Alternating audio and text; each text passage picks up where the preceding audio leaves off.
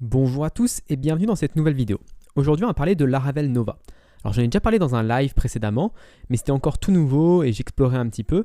Aujourd'hui j'ai décidé de faire une série sur Laravel Nova pour expliquer vraiment comment ça fonctionne et si vous devez l'acheter. Parce qu'il faut savoir que Laravel Nova c'est un dashboard, donc c'est un espace d'administration qui va être très facile et très rapide à produire.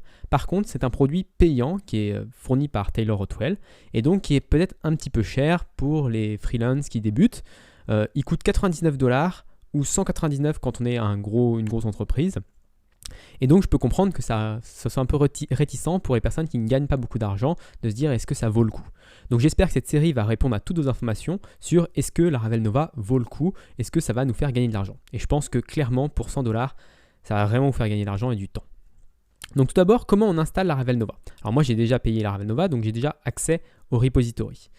Donc on va aller dans la section documentation et dans l'installation, on a deux choix. Soit on le télécharge depuis le site de Laravel Nova, soit on utilise Composer. Alors moi je préfère utiliser Composer parce que comme ça les mises à jour seront plus simples. Donc comment on fait pour utiliser Composer? Je descends un petit peu. Il faut rajouter le repository de nova.laravel.com. Donc je vais aller dans mon nouveau projet et je vais aller dans mon composer.json et je vais rajouter ici le repository nova.laravel.com. Ensuite, j'ai juste à faire un composer require de laravel/nova. Donc ici, je fais composer require Laravel Nova. Donc normalement, Laravel Nova, là, Composer va vous demander votre mot de passe. Mais vous pouvez également mettre votre mot de passe dans un auth.json, ici, comme il l'explique dans la documentation, pour ne pas avoir à retaper votre mot de passe de Nova à chaque fois que vous faites un Composer update. Donc comme ça, vous gagnez un petit peu de temps. Ensuite, qu'est-ce qu'on va créer? Le temps que ça installe, qu'est-ce qu'on va créer avec Laravel Nova dans notre cas? Et bien ça va faire comme pour mon live, en fait je vais créer un système de gestion de facturation. Parce que moi je suis auto-entrepreneur et actuellement j'utilise un outil qui s'appelle MyAE, qui est un petit peu vieillot et qui est un petit peu buggé. Donc j'aimerais bien avoir ma propre solution, vu que ce n'est pas non plus ultra complexe. Je veux juste des clients, des factures, pouvoir générer des factures en PDF, pouvoir créer des nouveaux paiements, etc., etc. Donc c'est vraiment quelque chose qui est assez simple. Donc je pense pouvoir le faire assez rapidement avec Laravel Nova et explorer un petit peu toutes les fonctionnalités de ce projet. Donc maintenant que Laravel Nova est installé, on va suivre la documentation et il nous dit qu'il faut lancer PHP artisan nova 2.install. Donc je peux lancer ça et effectivement il va créer quelques fichiers pour nous dans notre projet. Ensuite, avant de faire la suite, je vais configurer ma base de données. Donc je vais supprimer MySQL et je vais utiliser SQLite. Et ensuite, ici, je vais faire un touch de database.sqlite pour avoir ma base de données. Ensuite, dans la documentation, il nous demande de faire PHP artisan migrate pour créer les tables qui vont servir à Laravel Nova. Donc en particulier la table Action Events, qui est la table de Laravel Nova. Et les deux autres tables, Users et Password Reset, c'est les tables de base de Laravel. Une fois que ceci est fait, je peux lancer PHP artisan serve et normalement, Laravel Nova fonctionne. Donc je vais retourner ici, je vais aller sur localhost 2.8000. Et on a accès à notre application Laravel classique. Et je peux aller sur /nova pour accéder à mon dashboard administrateur. Donc maintenant, on me demande de me connecter. Ça va utiliser la connexion classique de votre site, donc avec la table Users. Et donc, il me faut un Users. Normalement, je n'ai pas de formulaire d'inscription pour le moment. Heureusement, Laravel Nova arrive avec une nouvelle ligne de commande, donc PHP artisan Nova si vous voulez voir un petit peu tout ce qui est possible. Et donc on peut créer plusieurs types de fichiers. Et il y a également nova2.user qui permet de créer un utilisateur dans la base de données. Donc assez pratique. Donc là je vais faire PHP artisan nova2.user. Je vais faire Thibaut @formation-laravel.fr et mon password je vais juste mettre test. Voilà, ça m'a créé mon utilisateur et du coup je vais pouvoir me connecter sur Laravel Nova. Donc là je fais Thibaut @formation-laravel.fr, test, je coche Remember Me, login. Et donc là, on a accès directement à notre dashboard.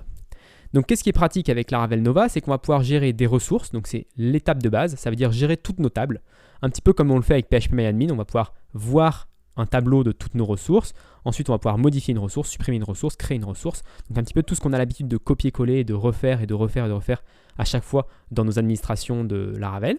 Donc ça c'est vraiment pratique.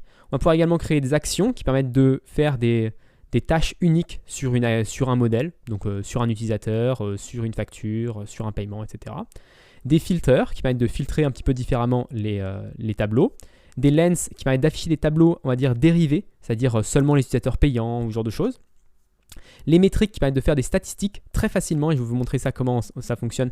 Et c'est vraiment très intéressant parce qu'en quelques lignes de code, on peut avoir des métriques assez poussées. Et enfin, des cards pour avoir des choses encore plus customisées. On peut vraiment faire ce qu'on veut. On met un composant Vue.js et ça nous affiche vraiment ce que l'on veut à cet endroit-là. Donc ça, c'est plutôt pratique parce que ce qui m'énerve dans ce genre de dashboard, c'est souvent le fait qu'on est rapidement bloqué et dès qu'on veut sortir un petit peu du moule, on ne peut pas le faire. Donc là, avec Laravel Nova, ça va être le cas, c'est sûr, c'est toujours le cas quand on a des outils très puissants comme celui-là, mais j'espère qu'avec les différentes fonctionnalités qui sont implémentées dedans, on puisse sortir du moule assez facilement quand même et faire des nouveautés si on a besoin de quelque chose d'un petit peu original. Donc maintenant, je vais vous montrer les ressources parce que c'est ce qui arrive depuis 0, donc c'est les users. Donc là, on voit tout de suite qu'on a quelque chose d'assez propre dès le début et on a l'accès à tous nos utilisateurs. Donc pour l'instant, on n'a qu'un seul utilisateur. On voit la liste et puis on peut également le voir en détail, mais on peut également le modifier, changer le mot de passe par exemple ou changer l'adresse email. Par exemple, là, je peux mettre Thibaut Dos, update user. Et ça m'a mis à jour mon utilisateur. Donc on voit vraiment que tout de suite, j'ai pas écrit de ligne de code et ça m'a fait quelque chose d'assez puissant. Bon, il y a quand même du code écrit, je vais vous montrer tout de suite, mais je voudrais vraiment montrer un peu les fonctionnalités. On a également de la recherche, donc si je tape DOS par exemple ici, ça va me rechercher, ça va me trouver DOS. Par contre, si je continue avec quelque chose qui n'existe pas, ça ne fonctionne pas. Et il y a également de la recherche, on va dire globale, c'est-à-dire sur toutes vos ressources. Donc là, on voit qu'il y a un utilisateur qui match. Donc ça, c'est vraiment puissant, ça nous permet de faire beaucoup de choses très rapidement. Maintenant, à quoi ressemble le code pour tout ça? Parce qu'il y a vraiment du code à écrire pour faire tout ça. Alors dans notre app, on a un nouveau dossier qui s'appelle Nova et on a des ressources dont la ressource user.php qui correspond à notre user qu'on affichait ici. Donc on voit qu'il y a un modèle qui est lié, c'est le app user, donc ça il faudra toujours le mettre. Ensuite on a un title, donc c'est le name de l'utilisateur qui va être affiché quand on a besoin d'afficher quelque chose, on va dire, de simple. Les colonnes qui sont searchable, donc on peut chercher par ID, mais également par name ou par email. Ça c'est pratique pour customiser un petit peu la recherche. Et enfin, la partie la plus importante et celle sur laquelle on va passer le plus de temps, les fields. Donc les fields, c'est qu'est-ce qu'on va afficher pour l'utilisateur. Donc par exemple, ici, on a le nom qui est sortable, donc ça veut dire qu'on peut trier par nom dans le tableau. Je ne vous ai pas montré, mais si je reviens ici, bon, on n'a qu'un seul utilisateur, mais je peux trier en descendant ou en ascendant sur le name ou sur l'email. Donc ça, c'est plutôt pratique. On a des rules, donc comme ça nous permet de définir des règles de validation de Laravel, celles que vous avez l'habitude d'utiliser avec la validation. Donc ça, ce sera pour la création ou pour la mise à jour. Également pour l'email, on a des rules, mais on a aussi des creation rules. Donc on va dire que c'est unique uniquement à la création. Et à l'update rules, également, on a des règles spécifiques à la mise à jour. Donc ça aussi, on voit que c'est assez customisable, on peut faire un petit peu ce qu'on veut. Et enfin, on a un password. On peut l'afficher uniquement sur les formulaires. Donc ça permet d'afficher le champ password uniquement sur le formulaire et pas dans l'index pour pas qu'on puisse voir le mot de passe parce que ça n'a pas d'intérêt. De toute façon, il est en bcrypt, donc voilà, ça n'a pas beaucoup d'intérêt. Et même chose, des creation rules et des update rules. Donc ça, c'est vraiment quelque chose qui est assez intéressant. On est vraiment assez libre sur notre chose. Ensuite, il y a des cards, des filters, des lens, comme je vous expliquais, des actions, comme je vous expliquais au début, et on verra ça dans les futures vidéos. Donc voilà pour le début, on peut voir que Laravel est également assez intelligent pour savoir qu'est-ce qu'il ne faut ou pas afficher sur l'index, donc sur le tableau.